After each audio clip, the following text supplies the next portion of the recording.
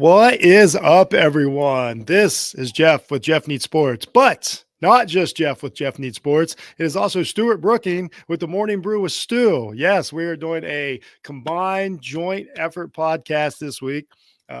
Most of you know that me and Stuart, it's Stuart on Stuart's show. We do the top. I think we wind up doing 36 quarterbacks this year, Yes, Stuart, it was in the 36 summer. this year. Top 36 NFL quarterbacks in the summer. We break them down, usually 4 a week, correct? Is that how we did it? Yeah, If I that's how we remember did it. It correct? was a long summer. Yeah, Summer. but we did. I think it's our 3 years in a row, maybe Yes, 4, at 3 least years. 3. So 3 years in a row, me and Stuart's done that. Well, one of the big topics of the beginning of this NFL season was, in general, quarterback play is not good, or young quarterbacks failing, or old quarterbacks failing, whatever. The quarterback, all summer, me and Stuart talked about what a great position the quarterback situation was in the NFL, and now there's a lot of question marks. And a couple of weeks in, I'm like, Stu, we got to revisit this after 4 weeks, and I got to get your thoughts on how things are going, your updated top 10, and all that.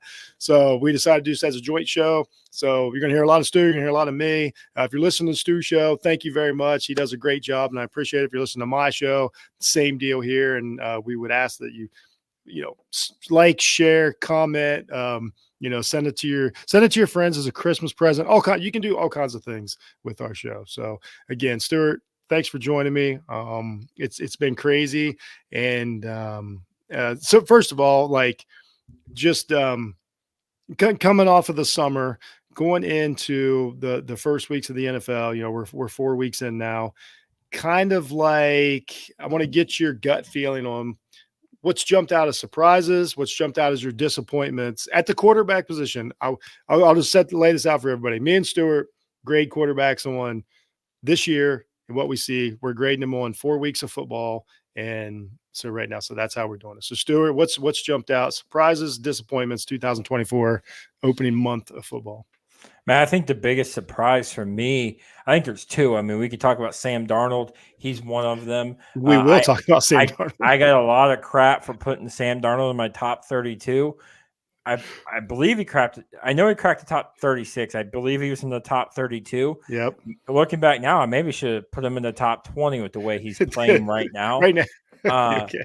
He's playing great. I think Sam is playing with a confidence that he hasn't had since USC, to be honest with you. I think he's in a place that believes in him, where there's no pressure.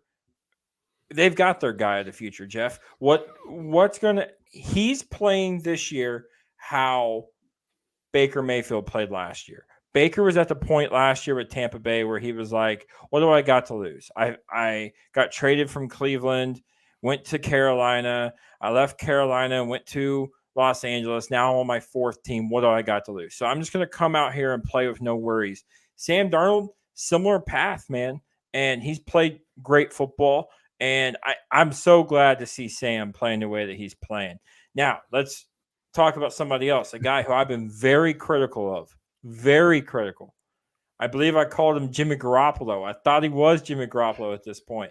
I'm talking about the New Orleans Saints starting quarterback Derek Carr. The way Carr has played this year reminds me of 2016 Derek Carr. We talked about it time and time again, how I didn't think it was fair, how everybody was like, we got to forget Carson Wentz's 2017 year, but we can still hold on to Derek Carr's 2016 year and be like, where's that Derek Carr at? I know it's still in there. But my point being, I think he's playing with just like Sam, I think he's playing with a confidence I haven't seen him play with in a while. When you look back at some of the Las Vegas teams that he played with, I think there were 2 different versions of him. Early on with John Gruden, I think he was a little gun shy. I don't think he took the deep shots that were there to be had. I don't think the gunslinger version of him that we saw in 2016 that we're seeing now was there. He didn't take the shots when they were needed. And then after John Gruden left there in Las Vegas, I think he was reckless at times with the football. I think he played almost Jameis Winston-esque, where he was just throwing it up for grabs and whoever gets it, gets it. I think this year he's done a great job of being aggressive, finding the deep shots, taking those shots, but also being smart with the football. I think he's in a system that he loves. I think he's playing in a way that he can play, and he's playing great football right now, Jeff. I'll say another surprise for me is Kyler Murray. Kyler was a guy that was outside my top 10 this year. We didn't think he'd be back in. And Jeff, if he keeps playing this way, there's a chance he might crack the top 10 again, man. Yeah, he looks good. Early MVP candidate, in all honesty, because it looks sustainable what Kyler Murray's doing. I've been impressed. I was hard on him for the last couple of years. I'm constantly. It's not that I was ever down on his talent, but it was the size of the package that his talent was in. I still believe that sometimes just physics takes over and guys take shots and stuff. But he looks great. He's handling the offense. Through the first couple of weeks, done great. And I think this Arizona team is going to be in it till the end.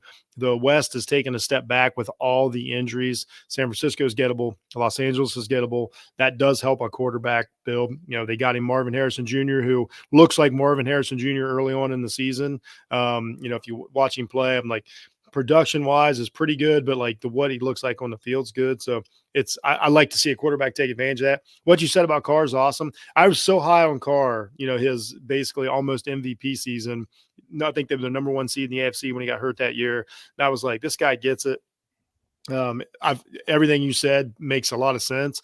And what I really like to see is that you can tell that it's a guy that put in the work in the offseason. I just like to see a guy that puts in the work. Same with Kyler Murray, by the way. Like, you can't be a great quarterback without working in the offseason. That's just plain and simple. You're in the film room, you're practicing, you're taking reps, you're thinking, you're going through all these virtual plays. Carr looks like a guy who's is focused on making this team better and, being a competitor and being competing in the NFC South, which is totally gettable. So yeah, I like all three of those surprises. Sam Darnold, that's a whole conversation about just everything coming together, and another guy that has been through a few spots and is apparently, because he wasn't ready. His first few years he didn't succeed, had a ton of troubles. But he looks like a guy who's like, I'm going to keep working at this. I'm going to figure this out, and I'm going to become a true NFL quarterback. He is a true NFL quarterback now. And you were on this, in the summer, and I'm sure I poo-pooed it. We go back and listen, but all those are like maybe not even surprises, maybe shockers, honestly, especially the first couple of weeks where just Carr was blowing us out of the water. Yeah, completely. And then going for, some of the disappointments, I know we're going to talk more in depth about this guy a little bit later on, but Trevor Lawrence. I mean, this is a guy who I've been high on since his freshman year. You can go by, you don't believe me, you can go back and find tweets where I said, if Clemson wants to win a national championship, they're going to have to bench Kelly Bryant and put in Trevor Lawrence. Little did I know that was going to happen later on in the year, and they're going to win it, spank Alabama all over the field. But my point being, this is a guy I've been high on. This is my highest graded quarterback I've ever had coming out of the NFL draft. I didn't get to grade Andrew Luck, so I don't get the claim of, Andrew Luck was my highest graded quarterback ever. Trevor Lawrence was, and he's been a disappointment at this point. He's been Daniel Jones for a big part of the year this year. I think there's decision-making issues. I don't think he feels comfortable in the offense. I'm not saying that's Doug Peterson's problem, but what I'm saying is this guy has not been what I thought he was going to be, where he could carry a lesser team to almost an AFC championship game or a Super Bowl. He hasn't been that guy, and it's been very disappointing to see. It's been very sad to see. Some other disappointers, I'm not necessarily disappointed as much as I am just like done with this guy. And I'm going to say Deshaun Watson at this point. Like at this point, the quarterback play from Deshaun Watson is just so hard to watch. It is so bad.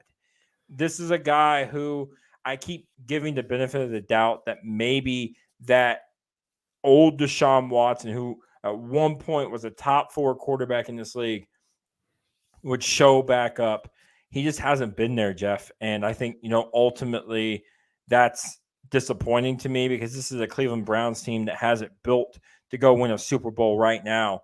And their quarterback, who they're giving a crap ton of money to, is holding them back. And then my final one, it's kind of sad, because I know we had talked about some of these shorter quarterbacks, Tua Tagovailoa, Baker Mayfield. I know all these guys had drawn comparisons to Drew Brees.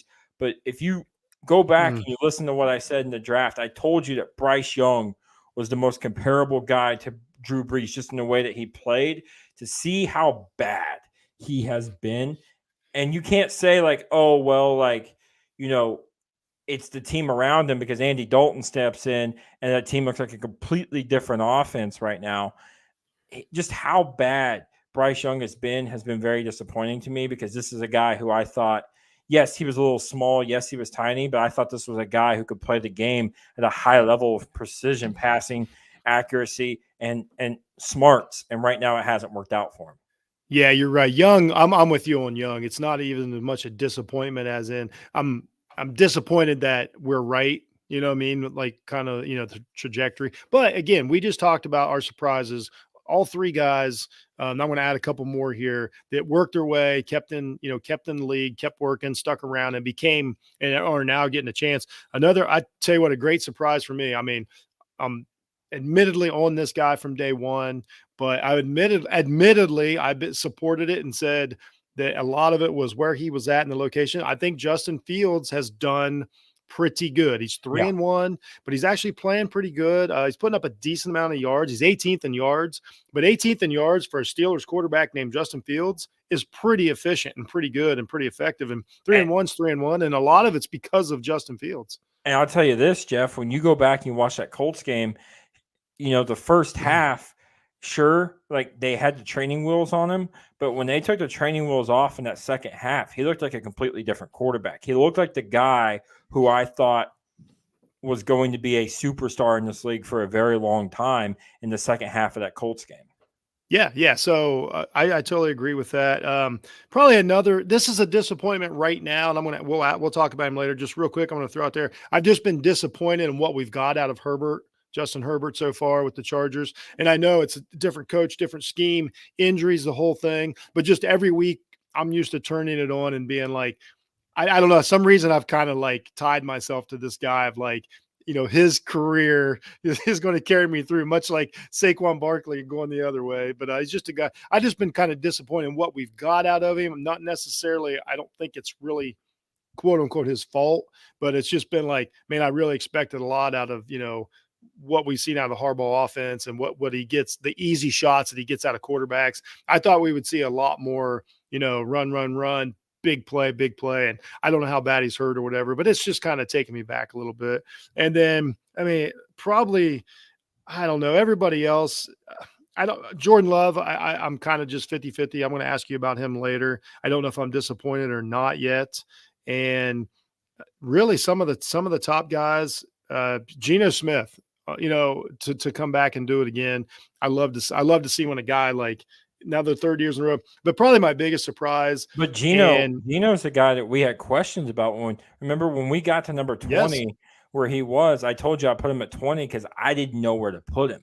I didn't know what he was going to be. So to see him now 2 years in a row play the way he's played has been impressive. Yeah, exactly. That's so I've been impressed. I guess surprise and impressive are kind of going hand in hand here, but it's a podcast. And then Jaden Daniels, just awesome. Yeah. Like I understand how this is going to go. I'm not naive to think that a rookie quarterback can do this for 17 weeks and apparently go to the Super Bowl because that's how he's playing.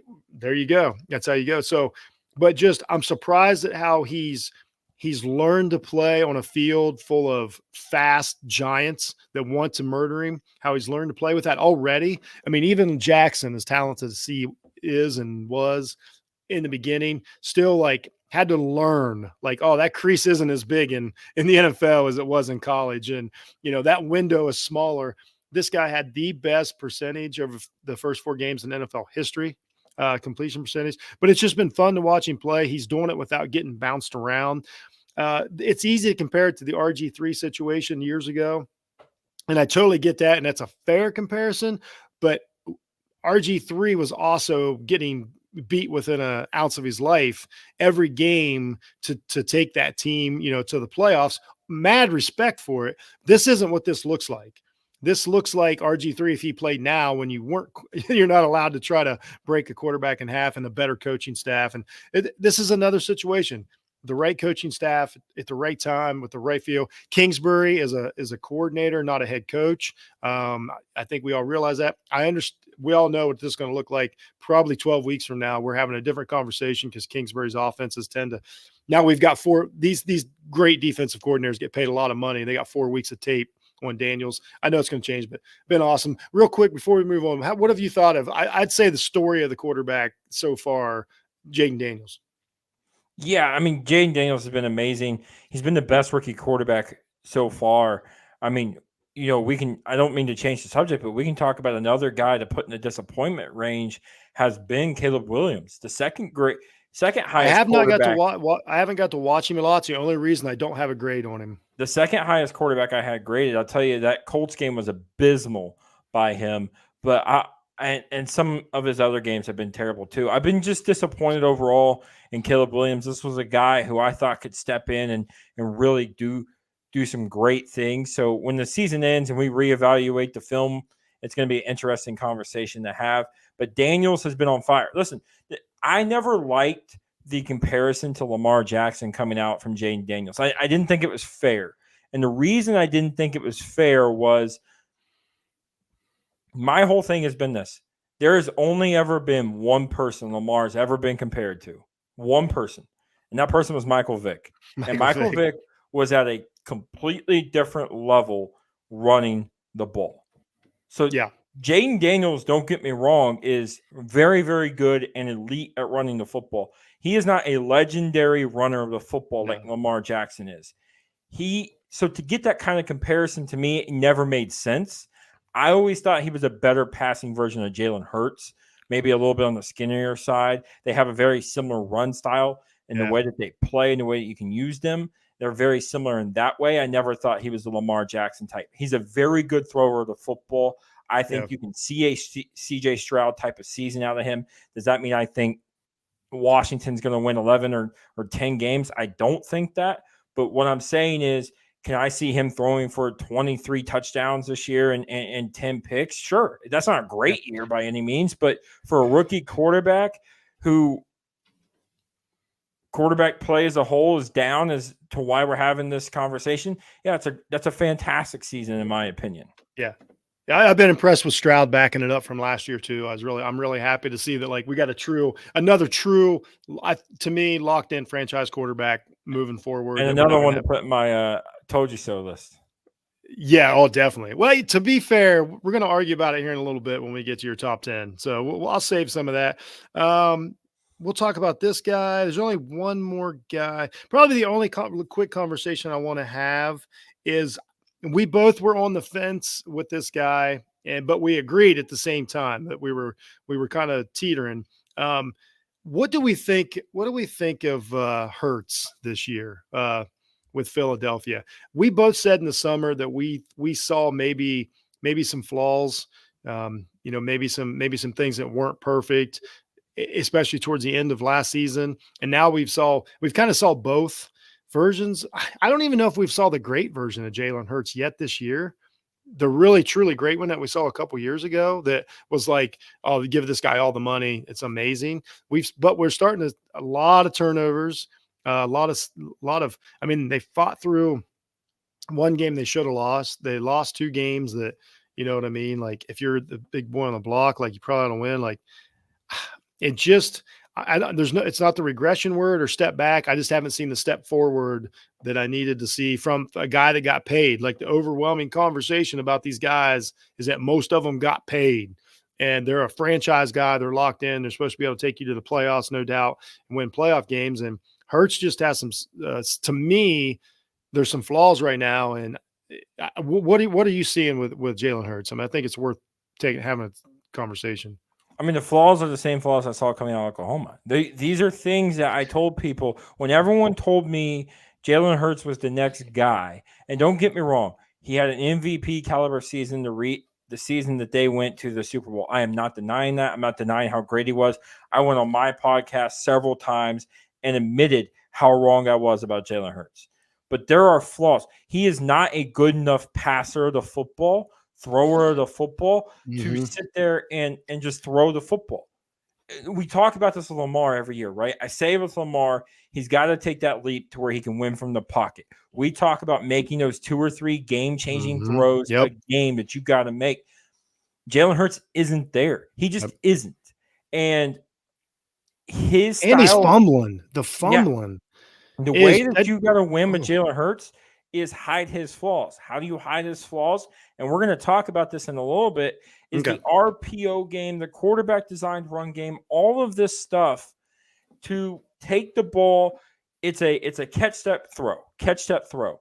This decision making, giving him time, holding onto the ball, running around, all this type of stuff has caused the turnover issues that you're seeing and has ultimately been the reason he's not played so great. I think part of it too is Nick Sirianni is finally getting exposed as to what kind of coach he actually was. He wasn't a great coach here in Indianapolis. He just happened to have 12 on his side. What can I say when Andrew Luck's throwing touchdown passes left and right? There's nothing you're going to get hired based off of that. But yeah, man, I look at this and I don't see a world where Nick Sirianni comes back as the head coach this year. I just don't see it. He might not come back this week, Stuart. When people hear this show, he might be gone already. I don't see a world where, and I know they won't do this because of, I'm not going to go out on a hot take and say they're going to replace him because they paid him too much money.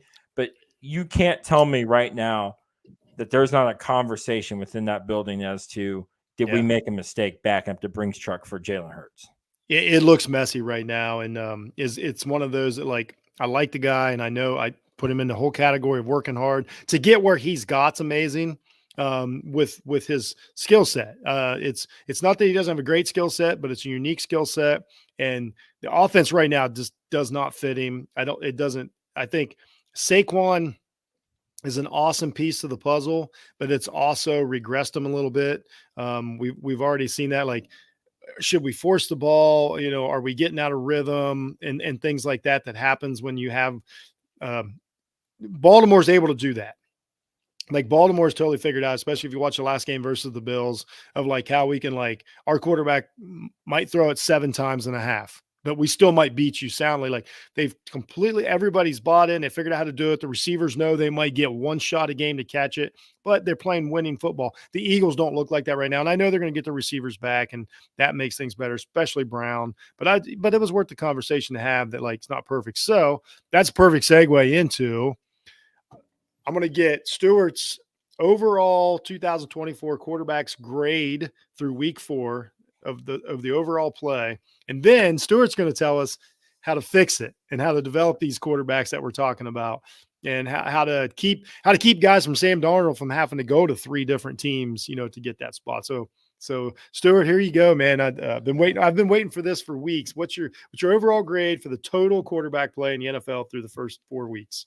I've gone back and forth on this because I thought this past week and I thought week 3 were pretty good. I thought week 4 was pretty good. Yeah.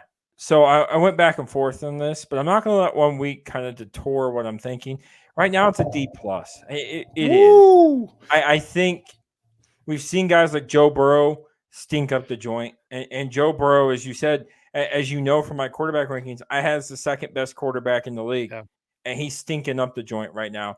You have a guy in Jalen Hurts stinking up the joint. Some of these young guys that we are expecting, and by we, I don't necessarily always mean me. I'll throw a name out there. We'll talk about him a little bit more later on. A guy like Anthony Richardson has been way worse than I thought he was. Tua was terrible before, by the way. Yeah, Tua's not been great. There's been a lot of quarterback play that hasn't been great. For every Sam Darnold, Derek Carr, Kyler Murray, there has been bad quarterback play to go along with it. Horrendous quarterback play from elite guys. Even Patrick Mahomes, who I think at some point when his career is all said and done and he hangs it up, he will be the greatest quarterback to have ever played this game. Even Patrick Mahomes, Jeff, at times this year has not looked fantastic. Mahomes isn't playing very good quarterback. He's just things are just coming together. He's playing good enough. He looks almost like Kirk Cousins this year as far as level of play, like just getting it done, and nobody knows why. We know. Here's the thing about Patrick. By the way, Kirk Cousins is 4,000 yards and 30 touchdowns. So that's what I'm saying. But like, as far as just like, I mean, he's pretty good and he's going to win games, but it's not what we're used to seeing. thing about Mahomes, we don't have to have a much conversation about it. He's not playing great, but we know how good he is.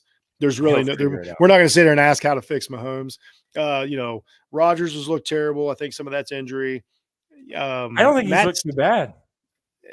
I think he's looked good. I think he's had moments. Well, I'll let you discuss that in the next round. You can tell me. But I think Stafford's looked really good. Even though but he's played really good quarterback. But also some of the what was the other day? I mean, I know it's a rookie, but like Bo Nix is a starting quarterback for a football team that people are paying money to see. And he looks terrible. And absolutely dreadful. Here's the thing. Winning is a team thing when it comes to this. This guy the other day Bo Nix had less passing yards than one of his receiver had receiving yards. That's almost impossible to do in the NFL. Bo Nix did it. He's not ready for the game and all that. So it's just been, but in some of these games you watch, it's just back and forth and bad decisions and punts and incompletions even Joe Burrow taking bad sacks and, missing people and stuff. No, we know I know most of it's going to come around by week 12, but that's still that's not the product that we've had in 4 weeks. A couple, over half of the games have been rough as far as the quality of quarterback play. And some of it's, it's a Bo Nix's of the world, the Caleb Williams of the world. I don't know what's the fix, man. I don't know if I know what the fix is, but I know what the answer to why. I think I know. And I spent a lot of time looking at this, and there's 3 big reasons, 2 main. I love it.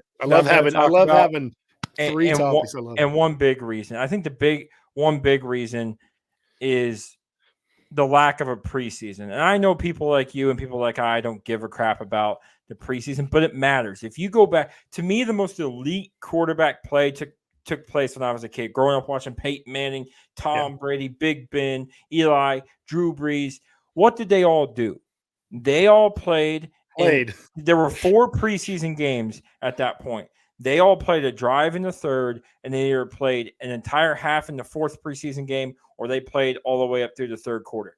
What happens in those points? Well, if there is a new offensive coordinator, new coach, whatever, you get all your struggles out in the preseason when it doesn't matter. I'll take you back to a more recent example. CJ Stroud. If you go back to Stroud's rookie year, right? Everyone is losing their mind about the season he had his rookie year. Talk about how it's one of the greatest rookie seasons of all time, right? Here's the thing, though, Jeff. Do you remember what was being said about him in the preseason? People were saying they shouldn't have drafted him. He looks terrible. Yeah. He looks bad. He's not very good. He's not an NFL quarterback. Yep. But that got taken out in the preseason when none of the games mattered. When nothing mattered, they took it out. What's happening now is you're getting those preseason games in the regular season when they matter, and we're starting to see guys play bad football. So that's one. Another one. Yeah, I just want to agree real quick. These guys, and I know a lot of it's for safety, and we want to see these guys on the field all year. But at some point, these guys, if you watch training camp videos, these guys do not get touched. And I do not know how you can possibly teach a young quarterback going to the NFL how to get up from a hit from a 270-pound defensive lineman, get up, shake it off, get back to the huddle, call the play, and then have to convert a 3rd down without actually hitting them. I just don't know it'd be like a boxer never getting hit and then stepping into the ring. The first time he gets hit, he's not going to have any idea what's going on. I know it stinks. We don't want to lose guys in training camp, but these guys are not ready. They're just not ready for the physicality of it. Like the trenches, those guys get to at least wrestle against each other all summer, really get to feel it, get beat up a little bit, realize what hurts, what's an injury, all these things. And when the bullets start flying for the young guys, especially coming on, I think even like a guy like Mahomes who wins the Super Bowl and then does the world tour, and then the guys start throwing you down and beating you up, it's just a different world. And I don't know how we can prepare these guys without preseason and without practice. So to just agree with you. Yeah. And then my second point kind of goes hand in hand with the third, but a lot of these young guys grew up in the height and right now in the peak of the 7-on-7 circuit. And there's nothing wrong with 7-on-7. It's a useful tool. I think it's very useful in teaching quarterbacks how to read coverages and how to break down defenses, all those types of things. But here's the issue, Jeff. The average time in a 7-on-7 tournament to hold on to the football is 4.0 seconds. Oh, and what people don't understand about that is it's not holding on to the football. That's what we say, but while you're holding on to the football, you're processing what the defense is doing, what your offense is called, how this works, what works where, all that type of stuff. I know 4.0 seconds seems like not that much time, but in football world, that's a lot of time. And you're being taught that from they play 7-on-7 as low as second grade. So from second grade through the time you leave college, you're being taught to process the game at 4.0 seconds, Jeff. And your entire playing life, you have been taught to read a defense and process what the defense is telling you in 4.0 seconds. Then you get drafted, and the average time in the NFL to this day still to hold onto a ball is 2.5 seconds. Yep. So we have taken a second and a half away from you and said, process what you're seeing, make the right decision, and throw it. And we're seeing a lot of these young guys, Anthony Richardson, Bo Nix, others, cannot do that. And to pile on to that, not only that because think about that, what that is, if we do the math of it, a second and a half and an elite wide receiver is 20 yards. So that changes a route 20 yards. Yeah. Any receiver's getting open in an extra 20 yards. You're not guarding an NFL receiver. So therefore, and you've got a second and a half less, and the guys in front of you are huge and they're tall and they got their hands in the air and they're trying to kill you. And you have a second and a half less. And I think that's something that, like, I can't put it into words, but you just did.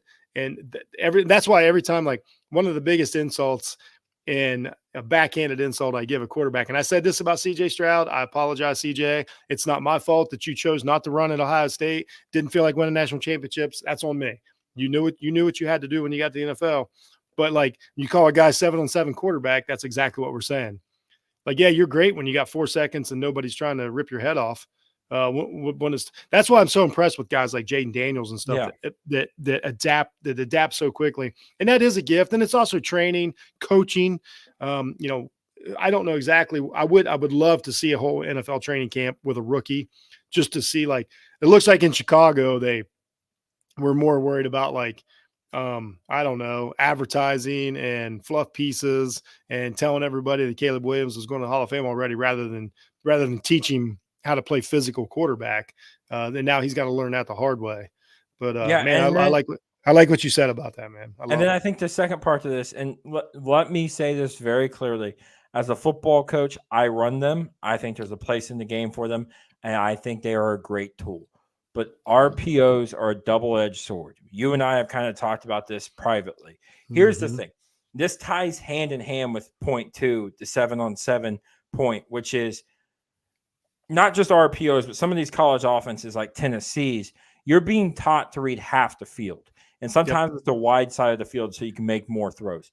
So if you're being taught to read a half of a field, and then you get drafted and you have to read an entire another half of the field.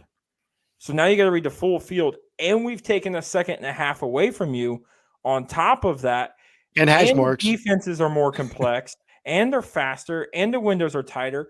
All this equals up to why the quarterback play has been so bad is, I got offended when Tom Brady kind of said it, but I do agree. I think coaching at those higher levels have gotten kind of lazy. And the fact of we're just going to run RPOs, we're going to fix it that way, instead of kind of teaching reads and teaching how to break things down. It's gotten kind of lazy at the higher level. I can't speak a whole lot because I do run them, but I'm just saying I think there's a time and a place for them. Yeah, and too, like, you've had coaches on all season, Stuart, that would tell you the same thing. There's a difference between coaching almost every team in America that exists and NFL players. Like RPOs and stuff, all these schemes you run and everything aren't designed superhumans. Let's just be honest. Like if you're lucky enough to have one on a team, okay, now we can really, you get a Peyton Manning, like, okay, now we can do a lot of stuff. But most college quarterbacks aren't Peyton Manning. And so you take the advantages you get. And it's funny because you said all that and basically you answered the question I had for you. I think some of these quarterbacks, and I'm just going to say it, I think some of them are just too good, too athletic. When you can play the sport a certain way, and you're like, I'm not going to stick around here. In college football has gotten really bad. NFL is not quite as bad because of the defensive players are so much better. But in college, it is read for a second and a half, and then roll out whichever side you're comfortable with. And there's always going to be, you're going to have a freak athlete out there either get open for you or you're just going to run up the field for 15 yards. That is the number one play in college football right now. Roll out to your comfortable side. Somebody will get open for you. Or you'll dodge. Most of the time, your quarterback's one of the best athletes on the field. He's probably going to get 7 to 17 yards every time he does that. So there's no penalty for read and run. And that's what we're really doing. It's read and run. And I'm not even saying it doesn't look, it's awesome watching the college football game like that. I have no problem with it, but it's not translating. And it's not that I'm saying we're not going back to old school. I'm saying a quarterback can't be mobile and can't run and all that. It's what Stewart said. There's a time and a place. And that's why I'm so proud of what the Steelers have done with Justin Field. They're like, we know what you can do. We're going to pick our moments. We're going to pick our moments and we're going to take advantage of it. Jaden Daniels doing the same thing in Washington. Stroud is probably the best blend of it right now as far as like, oh, wait. Okay, I'm just going to jog for 20 yards because they're so scared of my arm. And Daniels has that now too. Like for the next few weeks, like teams are going to be back so far and hold their coverage so long because of how well he's thrown that if he wants to, he's going to be able to gouge some people. So, and let me say this to defend RPOs for a minute. I do think they hide a lot of flaws. Like in my opinion, there's no way in 2017 the Eagles win the Super Bowl if they don't run an RPO based offense. It hit a lot of Nick Foles's flaws and issues, and it was that catch read throw or hey, we got this look. Coach says throw here, I throw here. Mm-hmm. Gardner Minshew, the Colts don't win 9 games last year with Gardner Minshew if they don't run an RPO heavy based offense. It's because every time he held onto the ball longer than a catch step throw, it was a 50-50 shot as to whether it was going to be picked or not. So there's a time and place because I think it's really, really good with your backups at hiding some of their flaws. But as we're seeing, what I think you're starting to see with Bryce Young, the biggest issue in Carolina was I think you have Bryce Young where the process was sped up. The team isn't that talented. It's all bad. He's played in an RPO heavy offense and he doesn't know how to read a full field. Then you bring Andy Dalton in, who's had some years, who experiences it, who knows how to read an entire field. The offense looks so much smoother, and it's smoother because he's had the time. A lot of it's experience. Correct. I think the solution is, and maybe we'll start to see this trend because we've seen the trend since 2008 when Joe Flacco and Matt Ryan got drafted of playing these guys immediately. I think you might see some guys start taking the Patrick Mahomes, Aaron Rodgers, Jordan Love route where they sit for a little bit. You have a solid quarterback like a Jared Goff or a Matthew Stafford who you can get another 5 years out of. And you say, you sit here, you learn, you play the game. And then when it's your time to shine, you're going to go out here and you're going to be successful. I think that's the route we're going to start seeing guys take. But and another thing that has to start happening to go along with our conversation, this is just my soapbox, to go along with the conversation about you got to hit a little bit in practice. You got to play serious preseason snaps.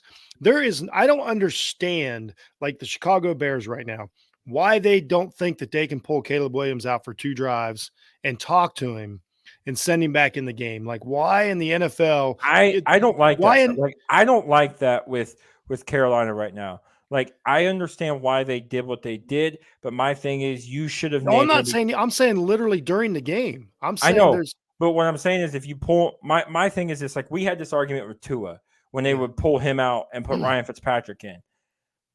as a young quarterback, when you've been the alpha male, you've been the guy, you were the 5-star, you were all this, you were the number 1 overall pick. You've never been benched in your life. And then when you get benched, even if it's for 2 plays, it messes with your confidence. It just does. You're probably right. And so then you send these guys back out here. They're Mhm. going to be more scared to pull the trigger because they're like, if I throw a pick, coach is going to bench me again.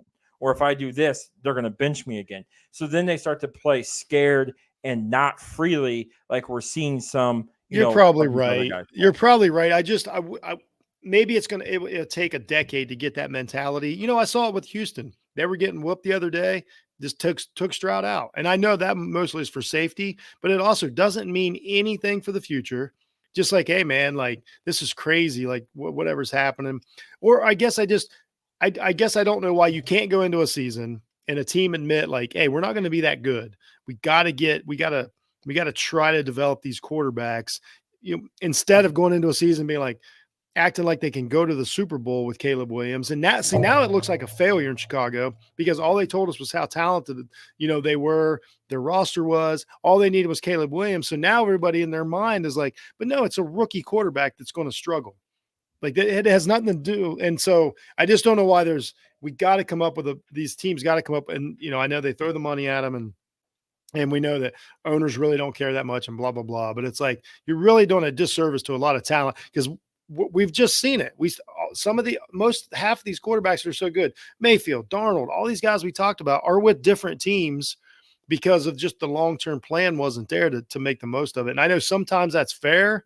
The guy needs change of scenery or coaching staff. And sometimes it's like, I don't know. It's just there's got to be an answer, but it is what it is. But I will say, the last couple of weeks, it's gotten better. I think we're going to be fine. I think by the end of the year, we have some awesome quarterbacks, especially if Daniel stays good and Darnold stays good and all this, and it's going to be great.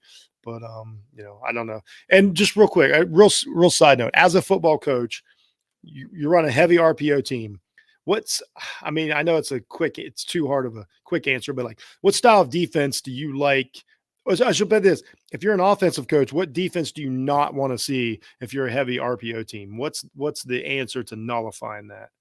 I think a big thing that teams have done when you look at some of the teams that have had success versus RPO teams is a lot of man coverage because it makes it hard because like for us, for instance, we run an inside zone RPO with an arrow route off the back. And it's essentially a modern day triple option.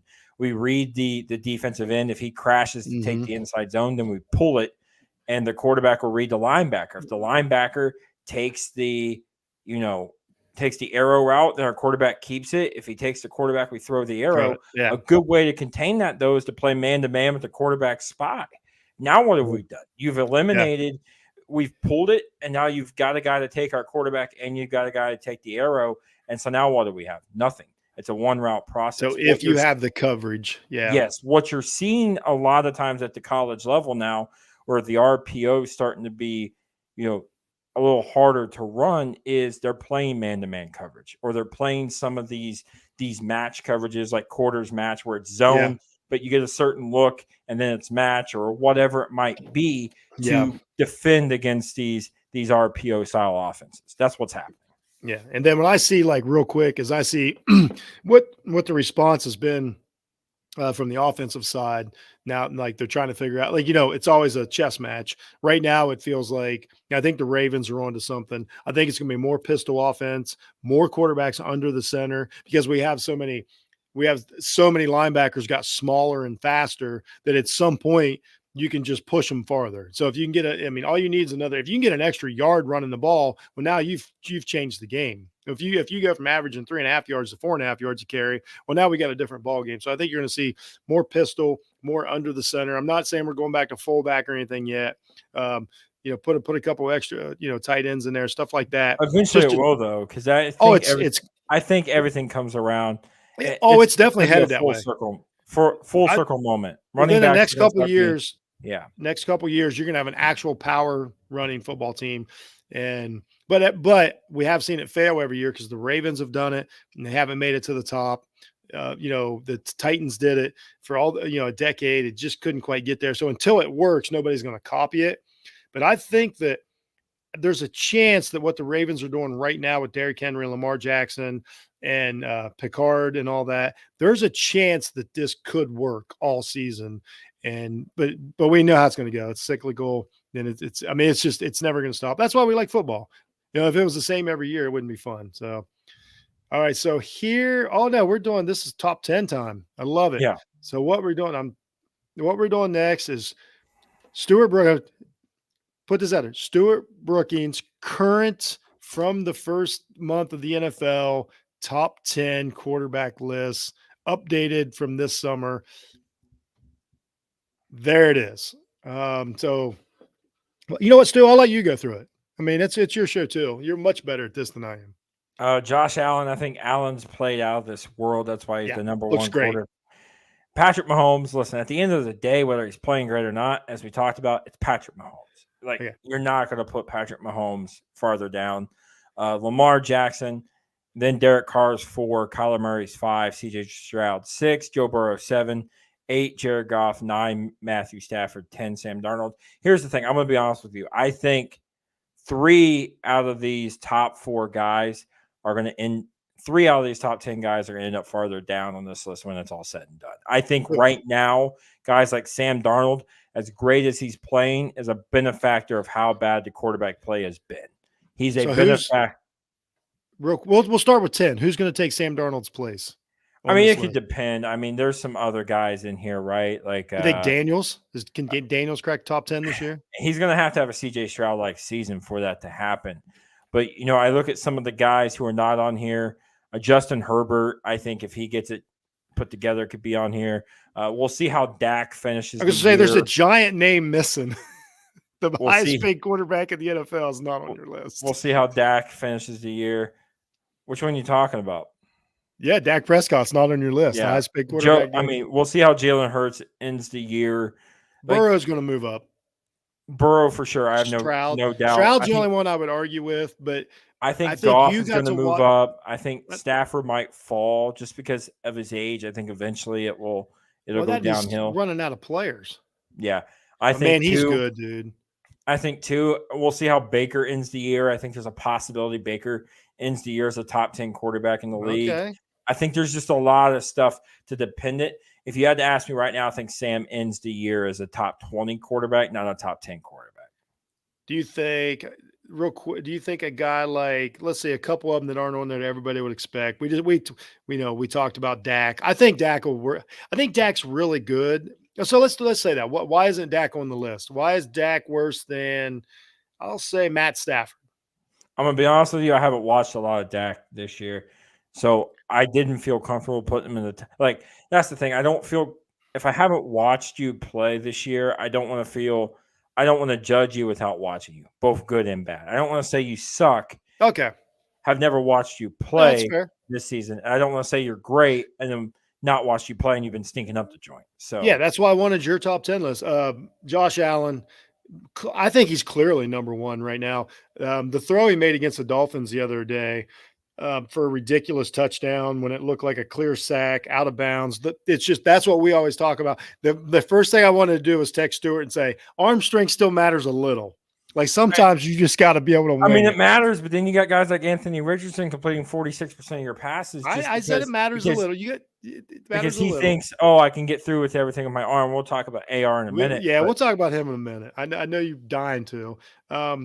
Patrick Mahomes, we talked about it. There's no reason to have a conversation about Mahomes yet.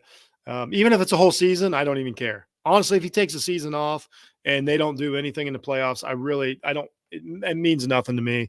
Brady even did it every now and then. What do you like about Lamar's game right now that you got him at 3? I think Lamar. I've been asking Lamar to take some steps as a thrower, and I think he's done it. To be honest with you. He looked great against Buffalo. Like Buffalo, and then week 1 as well. Like I watched some of that game, and I said, I've been asking Lamar for the last 3 years to take that leap, and I think he's finally done it as a thrower. We'll see how the year ends up. I know we're talking about the defending league MVP, so how can you say stuff? But he won the MVP because of what he could do with his legs, not because of what he can do with his arm. I don't think I think last year, but the thing about Lamar, it's so unique, and he has such a weird job in the NFL, is he doesn't throw the ball that much, and when he does, it has to count. Like he throws so many screens and design runs and even bubble screens, but then when he has to make the throw, like the other night, it's third and long, and he puts it in the spot that we talk about. It was one of the we say it every time, like, you can count these throws. There's 5 throws a game that a quarterback has to make. Lamar made them all the other night, and they blow Buffalo out. He missed one week 1 by a toenail, literally. Or we're talking about what a great victory that was, and they beat the Kansas City Chiefs. The Vegas game was just dumb. There's no rhyme or reason for that. I kind of just wrote that off, but yeah, I like what he's done. He's just, it's a unique style of quarterback, and he's a unique person to do it. But I also like that he seems to be finishing these games, and he looks healthy. Like, he doesn't look beat up. He doesn't look like he's been through war.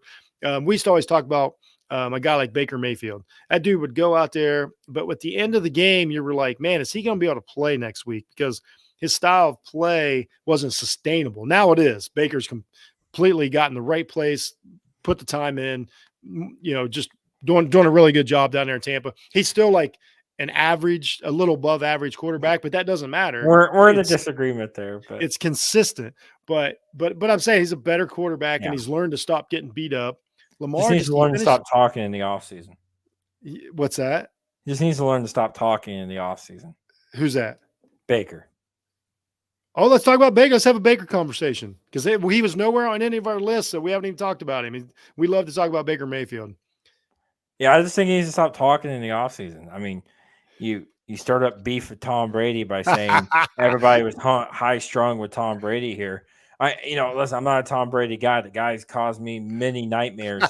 But here's the thing: at the end of the day, he is the greatest quarterback of all time. And until you got a Super Bowl ring, you can't talk about the impact you've made in the locker room compared to the greatest of all time. That's always been Baker's thing, man. He's playing great. He's playing good. But in his mind, I think he believes he's won a Super Bowl somewhere along the way. Like, that's how he acts. It's a weird thing, but like I said, I do appreciate the work he's put in and how he's evolved as a quarterback.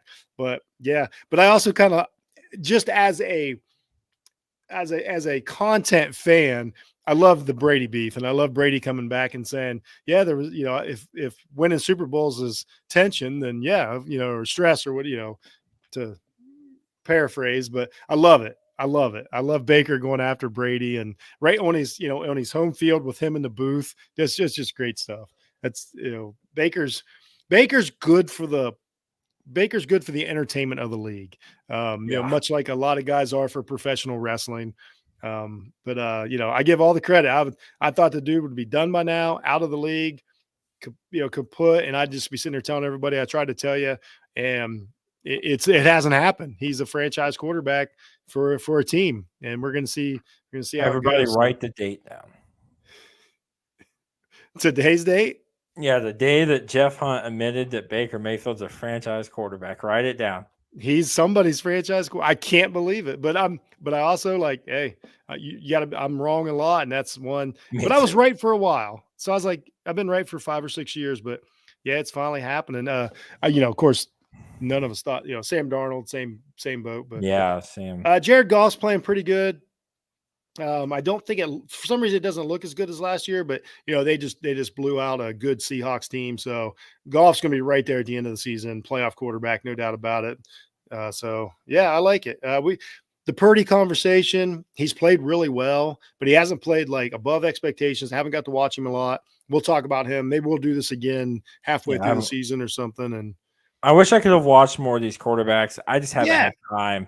Well, so you can't watch them all, but I've got to watch a couple games. He's doing really well. Like, he's not taking a step back. He's there. It's fine. Purdy's going to be fine. So, but I don't, I mean, Purdy might squeeze in there above, I don't know, really nobody. I mean, that's a pretty solid top 10. I mean, Purdy's right there knocking on the door, but but with him losing weapons and stuff, it hasn't looked quite the same, and they've leaned a little more in the running game. But man, when he makes the throws, he can still make the throws. So So that's the updated top 10, Stuart Brookings updated top 10, and it'll be completely different the next time we do a show later in the season. 1,000,000%. And come summer, it's gonna It'll look completely different. Yeah, we're gonna look back at this show and be like, I cannot believe that I said so and so was so and so, and we have no idea. But that's why we do the shows. It's awesome. All right, so here we go. This is a kind of a. Let's get rid of that. Good list, though, by the way. Good list, by the way. So now we're going to do a concerned or not segment. This is a quote unquote rapid fire segment. I'm going to give Stuart, his time to just answer questions on some hot button quarterbacks that we like. That are there's a lot of topic about. Is this guy it? Is it not it? Is it over? Blah blah blah. And we touched on a little of them already, but we'll let Stuart go off because he's waiting on this one. Concerned or not, Stuart? Trevor Lawrence's career. Medium. Okay.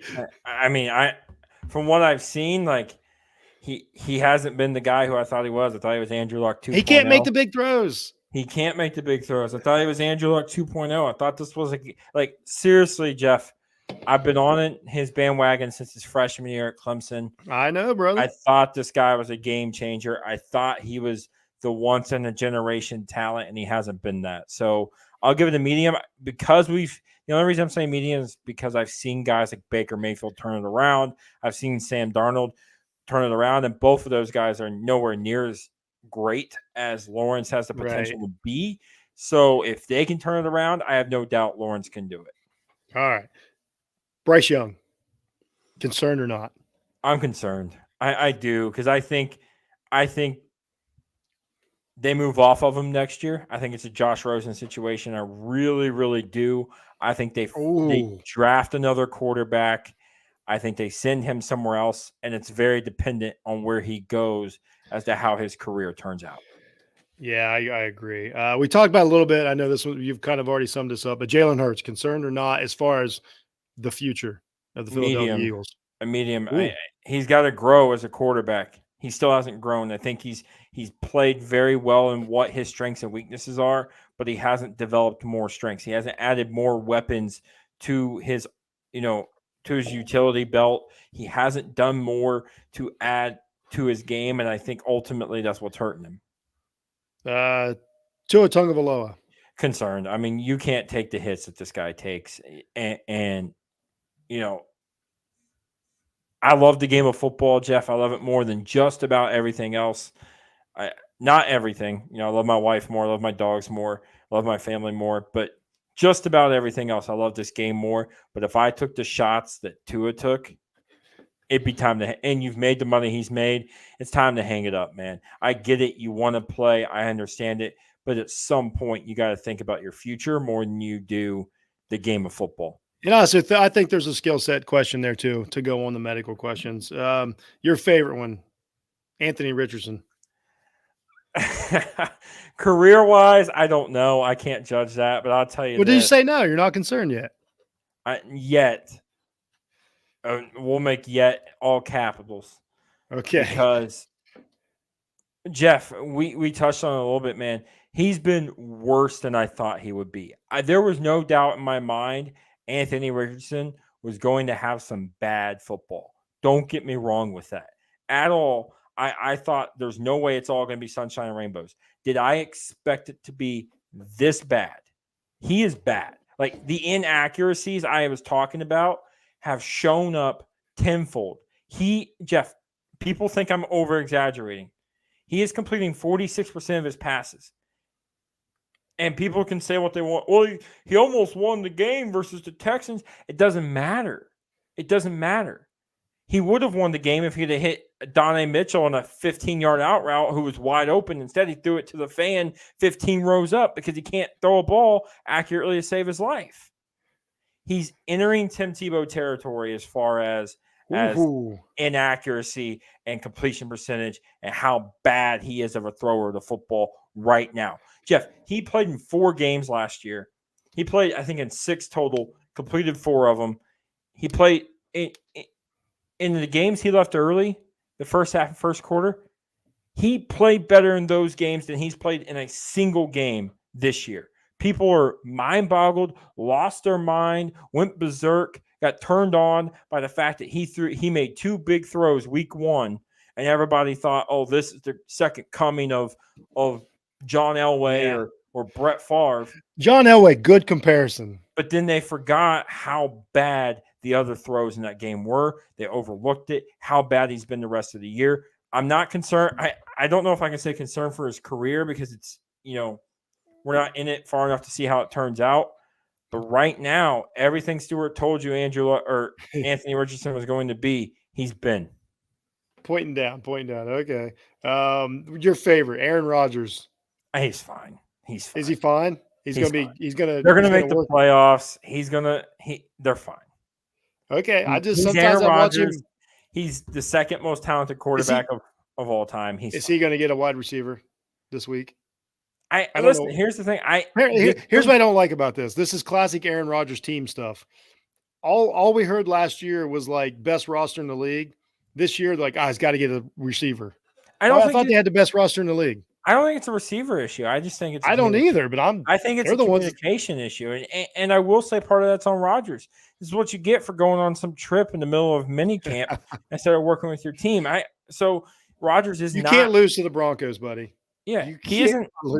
He isn't completely, without fault. I mean, he does have some fault, but at the end of the day, he's fine. He's the second most talented quarterback to ever play the game. There's a difference between that and greatest, and he's fine. This one's not career-wise. This is just for this season. Are we going to have an anomaly, and it's just not going to happen again? Justin Herbert. For this season, I think it's just a filling out process. I don't think he's going to be very good this year. I think they're going to – I don't think the team around him is very good. I don't think he'll be very good. I think you'll start to see him turn it on a little bit towards the end of the year and give him some momentum and this team some momentum heading into next year. But right now, I don't think yeah. Maybe is it at all possible? This will segue into our next segment. Is it at all possible that Justin Herbert's coach just needs the other team's signs? Would that make Justin Herbert better if he could borrow their defensive signals? I'm just wondering if that would help. No implications. Is out there coaching high school football now. So apparently, all right. So the one last bonus topic. I'm going to completely put you on the spot, and then I'll let you say your goodbyes and your promos. What's the top? I'll say top 3, because I'm sure that Stuart Brookings will have a top 3 best quarterbacks coming into the NFL draft in 2025. Who's the best 3? You don't have to tell me who's the first 3 off the board. Who would you pick 1, 2, and 3? I actually just put that list together. Not that long. I knew you'd be prepared. I didn't. You had no idea I was going to say this. Carson Beck, I think, is number 1.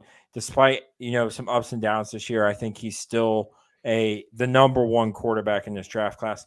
Number 2 is my favorite quarterback in this draft class. He's a guy who I think last year, if he would have come out, would have surprised some people with how high he is. Drafted, he's improved on a lot of his negatives. It's Quinn Ewers from Texas. Oh yeah, I mean Quinn, former high state quarterback, right? Quinn can do everything. People talk about the Patrick Mahomes-esque type stuff. He does it, and he's better than some people at. I think Quinn Ewers is the first pick this year. I hope so. I love Quinn, and then I'm going to go with a bit of a surprise here. I know some people think it's Shedeur Sanders here. Not me. I'm going with. Cam Ward. I think if there's a guy who fits this year's, I just think what I think is going to happen, and rightfully so, because I do think he deserves it. He has a big arm. He is fast. I think he's more accurate than people give him credit for. I think he's a better thrower to football. And I think in underwear and shirts come April or February, this guy is going to blow everything out of the water to the point to where they look at it and say, holy smokes, this guy's amazing. Another guy to kind of look out for, I think, is Ole Miss quarterback Jackson Dart. I'm very high on Jackson Dart. I think he can be a high-level starter in this league. I think he can play at a high level. And so I'm very excited for Jack. I like Dart. He's got some. I like just the kind of the zip he has. Like I'm a Yeah. big guy about. We talked about the time it takes to read, like how much time you have in Yeah. the NFL. I like that it's from decision to delivering the ball. I like that amount of time in a quarterback because it's just tough to play in this league. And I think that's you were the first person to tell me. We did a show when Trevor Lawrence was coming out in the draft, and you were like, "Watch that motion." I can remember having the conversation like his motion is long. And sure enough, it has like it wasn't fixed. It's not gone away, and that extra. I don't care if it's a quarter of a second, it just kills you, and just the extra thinking and all that. So I like to see these guys that can just turn and fire. At some point, that's most of your throws in the NFL, and I love it when Josh Allen can crank it. But man, just turn and fire, and you keep the chains moving. So. Yeah, I like it. I like that list. Sanders, I don't know what to do with him yet. I think he's Geno Smith 2.0. I just think this is a Oh. guy who is going to be average at best. I think he's going to. I wouldn't draft him with a top 5 pick, in my opinion. I wouldn't. He's a second round grade from what I've seen right now. I think there are concerns about his. To me, people talk about the arm. I don't think it's that great. I think he leaves a lot left to be desired. I think he throws touch balls when he needs to throw, heaters. I think he throws heaters when he needs to throw touches. Ultimately, Jeff, I think he's a second round quarterback. I think he's a guy who needs to sit for a couple of years, learn the game, learn how to play like a professional. But it's not going to happen. He's going to get drafted in the top 5, maybe the top 10 because of his dad and who he is. Heck, he may be the first quarterback off the board. And then in 3 years, we're going to be talking about how that was a mistake. But that's beside the point. Most first-round quarterbacks are a mistake, by the way, except for what's the chances that Will Howard finishes the season as the third quarterback off the board? He's my QB8 right now, I think. Okay. That's better than I thought. I'll take that. Let me tell you, that's a late second to third round grade. But the way quarterbacks are going off the board these days, like you're going to see 4 in the first. You're going to see 4 go in the first round. You may see 3 or 4 go in the second. So right now, he's my quarterback 8. I think he could work his way up to 6 or 7 before it's Do you think after winning the national championship, it'll boost his stock? Yeah, I mean, Tim Tebow won a national championship. It doesn't matter. Like, what matters – drafted first round. Yeah, but what matters to me is can you throw – I'm not an NFL scout, but for me, what matters I just heard you say that was Will Howard was as good as Tim Tebow. Just leave it at that. Tim Tebow's we can just leave it at that. Of all time. But no, what I'm saying is I think Will Howard has the opportunity. He's big. He's tall. Yeah. He's white. I'm just kidding. So the scouts are going to love him. They're going to the closer if I was him, I'd grow my facial hair out to look just like Josh Allen. Try to fool everyone. No, but that's what I meant by that. That's the joke I meant was the scouts are going to love him because he's big, he's tall, he can throw the ball a country mile, and he fits that mold. So please don't take that as a race thing, anybody. It was just a joke. Oh, no. If anybody knows me and Stuart. No. Looking the part still matters. Like, looking a part matters in the NFL. Like, that's still a thing. Like, good, bad, or ugly. Sometimes it's not always a positive and a negative or whatever, but it's still a real thing in today. So, but yes, it's obviously a joke, everybody. All right. Well, that's all I got, Jeff. But Stu, okay, tell everybody where they can find you, what you're up to, what you got going on, maybe what we're going to do in the future. The great show, man. Thanks for doing this with me. Yeah, you can find me at StuPuck5 on Twitter for my personal, at Stu Morning for the podcast. I try to put a podcast out every week. Like Jeff said, this is a co-produced one, so him and I are both dropping this. So this will we kind of cheated a little bit. We just did this together, put one out. Unless I did that because kind of made a promise during my break after the quarterback countdown that I would kind of pull it back a little bit. Jeff knows I thought about podcast retirement for a little bit, but it was just too much of a lot. So if I can find a way to cheat to kind of do one a week or whatever I can. So that's the big thing. Here's another thing. I think Jeff and I we're gonna talk. We're gonna try to get an episode out on the Penguin series coming out on HBO Max. It's a if you know me and Jeff, we're huge Batman fans. We love Batman. Colin Farrell might win the Emmy.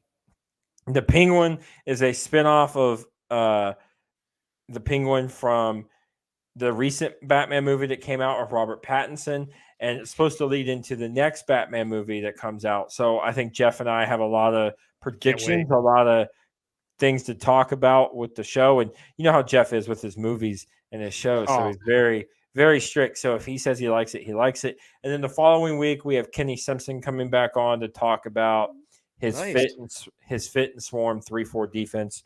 And we'll kind of just talk about some of the things that he does with that, what that allows him to do. Nice. Well, hey man, you brought it as usual. Great show for you. I'm glad I got to help you showcase your QB intelligence. Also be better at this show, and maybe countrywide nobody be better. It's not a bunch of hype. It's not a bunch of BS. We were just talking about what we've seen so far. I'm Jeff from Jeff Needs Sports. Thanks everybody for watching. Again, this was an Off the Ball Network presentation. Me and Stuart, both members, lifelong members. It's been awesome. Their guys are great. So check me out at jhunt006 on the X. Check Stuart out. Check the Off the Ball Network out. Keep on what we're doing. Listen, like, review, anything you can do. We don't. It doesn't just help. We really appreciate it. When you reach out to us and let us know what you think, good, bad, or ugly. It's great. We got some great fans over here at the network. So that being said, I'm Jeff. That's Stuart. This is Off the Ball Network.